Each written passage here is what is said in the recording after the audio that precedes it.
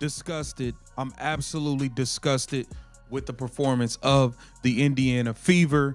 Stephanie White got purely out-coached from beginning to end. After the first 60 seconds, after the first minute of this game, it was a wrap. It was a wrap. Like, let's just keep it real. Stephanie White did not have this team ready to play. Aaliyah Boston got up 7 shots. She's standing at the top of the key, acting like the joke. I don't understand what's going on. Let's see. The team just lost in the most ridiculous way possible. The clock looked like it was running on dial-up internet, and somehow Stephanie White is pointing at everyone but herself. Yep, players are the villains. The delay is just a cosmic joke, and the coach? Totally innocent, Halo included. If excuses were trophies, she'd need a new shelf. Stick around because we're diving into why this "it's not me, it's them" saga has fans screaming, "Fire this lady already." Game, I don't know if it, affected the readiness, at all. But yeah, I mean, it's disruptive. It's not something that you expect to see. But we often talk about controlling the things that we can control, and when we couldn't control that. So staying warm and staying engaged. And, I thought that, we did what we could to work through the issue, and kudos to everybody that had a hand in at least working it out. But then we came out and we weren't ready those first 5-6 minutes of the quarter. The final buzzer goes off, and what should have been a normal end to a tense game instead looks like someone accidentally left their microwave on defrost and plugged it into the scoreboard. The clock delay was so ridiculous that fans started wondering if the arena was secretly powered by hamsters running on wheels. Instead of focusing on strategy, everyone was stuck squinting at the scoreboard like they were trying to decipher ancient hieroglyphics. You'd think professional sports would have technology that works better than a 1997 dial-up modem, but nope. Welcome to the magical world where even the clock takes a coffee break. Malfunction. I'm gonna be real, WNBA. That was nasty work. It was like an hour delay. This is nasty. Y'all got to get it together. Kathy Engelberg, the refs are trash. You can't even get shot clocks that work. What is going on? Y'all take so many unnecessary shots at the fans, and I've had enough of it. Y'all need to start looking in the mirror at what you guys control in this league. It's ridiculous. Aren't ready. Isn't it your job? Now, players have to play, yes, but isn't it your job as a coach to be reiterating to the players, hey, let's go, guys. We need to come out with energy. I know there's been a delay. Let's be on our keys. We know the game plan. Let's come out with some energy. Let's hit them in the mouth first to come out of this break. And of course, as the chaos unfolds, frustration builds. The fans are mad, the players are scrambling, and memes are flying across Twitter faster than the game itself. Some compared it to a high school science fair project gone wrong, while others swore they'd seen smoother timing at church bingo night. But the cherry on top? The post-game circus led by Stephanie White, who decided the whole thing was absolutely, positively, definitely not her fault. Because apparently, accountability is reserved for everyone except the person with head coach in their job description. Have you ever met somebody? Do you know anybody? Are you friends with somebody who just seems to always lie? Even when they have no need to lie, they just lie so often that they don't even know that they're lying anymore. Well, that seems to be the situation we have with one Stephanie White. She lied to get out of Connecticut, lied her way to Indiana, lied how she's going to utilize Caitlin Clark, lied about the vets that she's bringing in, lie after lie after lie after lie. Now here's where things really start to unravel. See, Stephanie White has this fascinating pattern. If the team loses, the universe somehow conspires against her. It's always the player's fault, or the refs, or maybe the planets weren't aligned in her favor. Saturn didn't retrograde the way she wanted, so naturally the players didn't execute. Funny how that works. Her coaching strategy is basically take credit when things go right and hand out blame like party favors when things go wrong. God, a game like this will make you question everything about this Indiana Fever team. Hell, about the WNBA.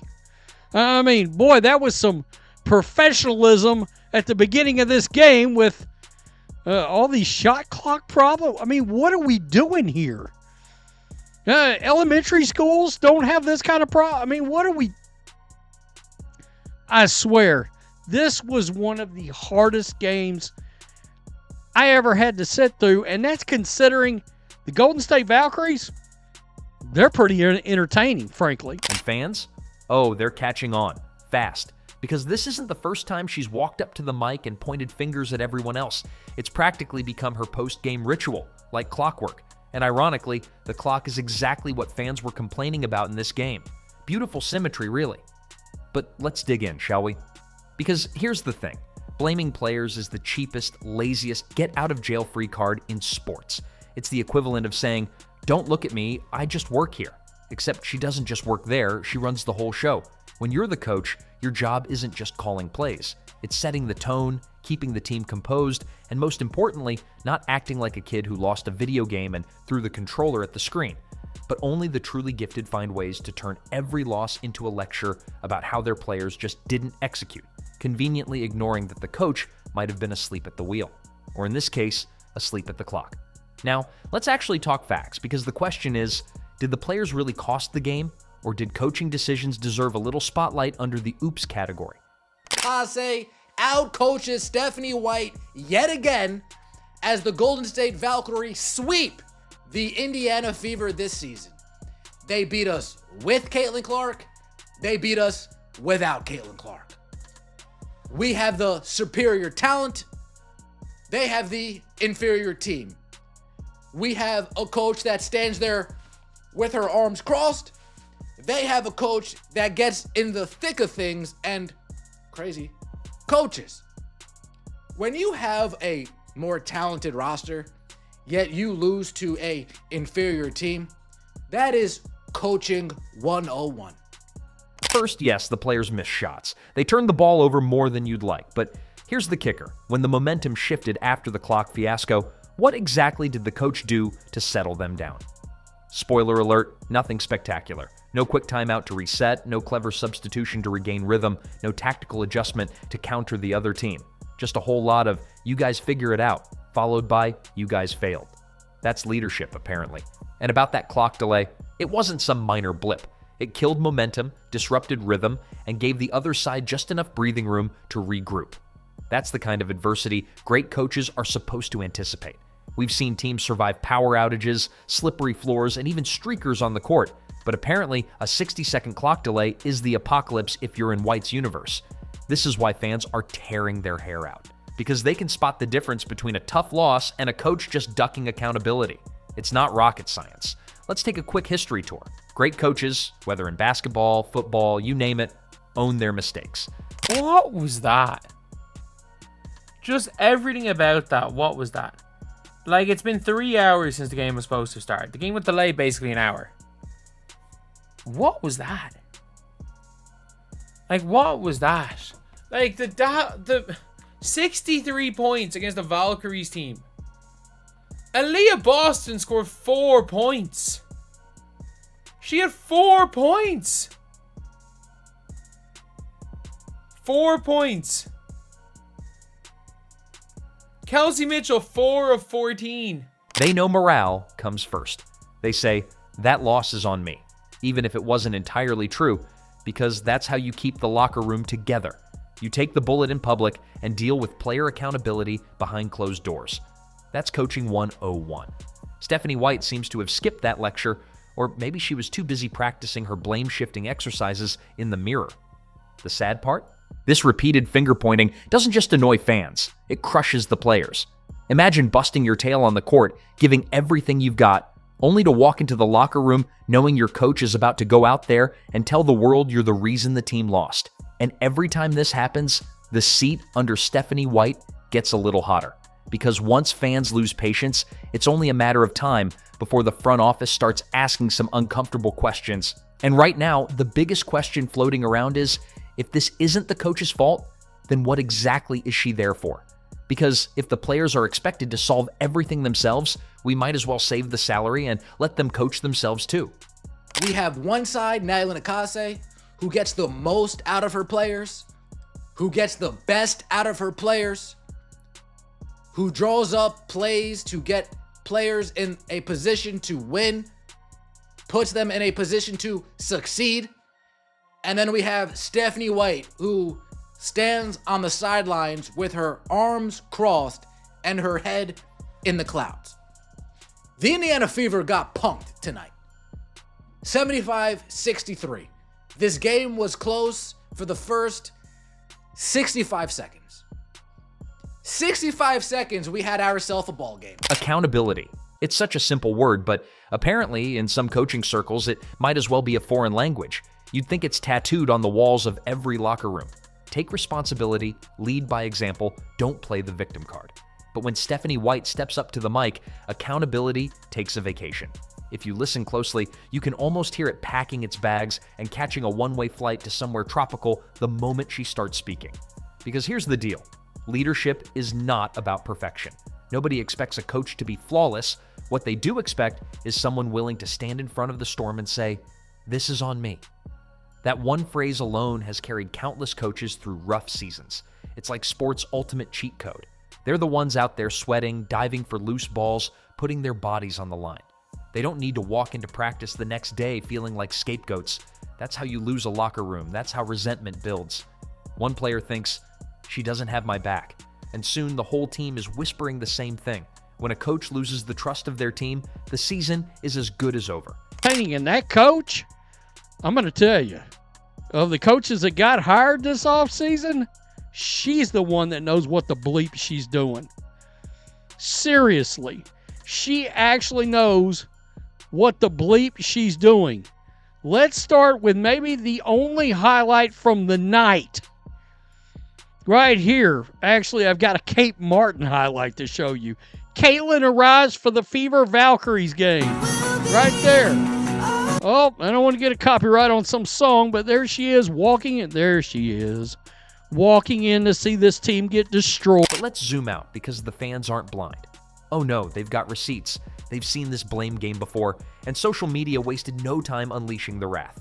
Twitter, Instagram, TikTok, it turned into a digital roast session. People were calling for her job before she even finished the press conference. One fan joked that her playbook probably has only 2 pages, blame players, and repeat step 1. Harsh? Maybe. But can you really argue with it at this point? Sports analysts piled on too, raising the same obvious question. How many times can you get away with blaming your roster before the spotlight shifts back to you? Because this isn't about one bad game. This is about a track record. The players didn't execute. Heard it. The clock issue threw us off. Yawn. We just didn't have it tonight. Groundbreaking analysis. Truly, you almost wonder if she has a bingo card tucked in her pocket with all her go-to excuses written on it. Lose a game, cross off a square, collect a prize. And then comes the firestorm. Fans calling radio shows, demanding change. Online petitions floating around with "Fire White" in the headline. Comment sections turning into virtual boxing matches between those defending her and those ready to pack her bags for her. So yesterday the Golden State Valkyries played the Indiana Fever. They came out with the win, but I have to say that was one of the longest games I've ever watched. Like, even the first half I was having trouble staying awake just because of the delay. And I would think too, with it being the Chase Center and NBA games run out of there as well, that they would have fixed the clock issue or checked the clocks before, but regardless, things happen. So the first half ended up being like an hour and a half long, which is crazy. And towards the end there was like a minute left in the half. I swear there were so many foul calls at that point, and then there was a challenge, and as soon as the challenge happened, I was like, we already know how long challenges take with the WNBA, especially this year, so that's only going to add on more time. Frustration is palpable. It's no longer just about one loss or one press conference, it's about credibility. And once a coach loses credibility with the fan base, the climb back is brutal. Now, let's talk about the bigger picture, because this story isn't just about Stephanie White, it's about coaching culture itself. The best leaders in sports all have one thing in common. They eat blame for breakfast. They understand that even when their team stumbles, the responsibility ultimately lands on their desk. Why? Because leadership is about setting the tone. When a coach shoulders the loss, it tells the players, "I believe in you. I've got your back." Think of the legendary coaches who built dynasties. They had plenty of losses, plenty of mistakes, plenty of bad nights, but they owned them. They turned accountability into a shield, protecting their players from outside noise. That's why they earned respect even in failure. Because respect isn't about always winning, it's about always standing tall when things go wrong. Stephanie White seems to have missed that memo entirely. I'm so furious with this Indiana Fever performance, this bonehead Stephanie White. Man, This game was an atrocity, a flat out embarrassment. Listen, the Indiana Fever got absolutely smacked by the Golden State Valkyries 75-63. They brought the brooms out on us. They swept up the floor with us. Wait, Brett, you know how embarrassing it is to lose to one team every single time you play them in a season? And here's where it gets dangerous for her. Once a coach develops the reputation of being excuse-driven, every loss becomes amplified. Fans stop asking, what went wrong, and start saying, here we go again. Every mistake, no matter how small, gets tied back to that reputation. At that point, it's no longer about X's and O's, it's about trust, or the lack of it. And when trust evaporates, the conversation shifts from, how do we fix this season, to how soon can we find someone else? The irony is almost poetic. She blames the players for every stumble, yet it's her own refusal to take accountability that might ultimately cost her the job. Imagine that, scapegoating your way right out of employment. You couldn't script it better if you tried. On one side, the case for firing her is stacked taller than a Jenga tower. She's lost the locker room, or at least dented it badly. She's lost the fans who have been carrying pitchforks with accountability written across them. And she's shown a consistent inability to own her mistakes. If leadership is about trust, then she's overdrafted her credibility account so badly that even the bank of excuses is shutting her down. Add in the fact that this isn't just one slip-up, but a pattern, and suddenly the picture looks grim. Fever win streak ends at 2, dropped to 8th in WNBA standings. Indiana Fever swept in the season series as they lose to the Golden State Valkyries 75-63. Taking a look at the current standings as a result of this loss, the Fever now officially drop a half game behind both the Valkyries and the Storm and into 8th playoff spot in the WNBA standings. There really are no positives to speak of as a result of this loss. All 5 Fever starters had a negative player impact stat against them. If you want to call out something positive from this game, Ariel Powers was the leading scorer for the Fever with 17 points off of the bench. Fans aren't just irritated about one clock delay or one finger-pointing session. They're frustrated with the vibe, the energy, the constant rerun of players bad, coach innocent. At some point, the franchise has to ask, is this really the voice we want guiding the ship? Because right now it feels less like a captain and more like someone tossing passengers overboard every time the waters get choppy. But to be fair, let's play devil's advocate. The case against firing her, at least immediately, goes something like this. Coaches aren't magicians. Players do have to execute. Sometimes a team really does just collapse on the court. And then there's the practical question, who do you replace her with? Because firing a coach is the easy part. Finding someone better is where it gets tricky. Do you promote an assistant, bring in a veteran with a reputation for no-nonsense accountability, or gamble on a fresh face with new ideas? Whatever the answer, the decision can't just be about saving face with fans, it has to be about setting a culture that players can buy into. Because once that's broken, no amount of tactical genius can fix it. They're thinking, we gonna win. The Golden State Valkyries played last night. We got Leah Boston playing 2 games in a row where she got over 20. She's focused. Odyssey Simpson's balling. She's focused. We got Kelsey. She's focused. I'm over here thinking we ready for war. Straight up. No, we wasn't. No, we wasn't.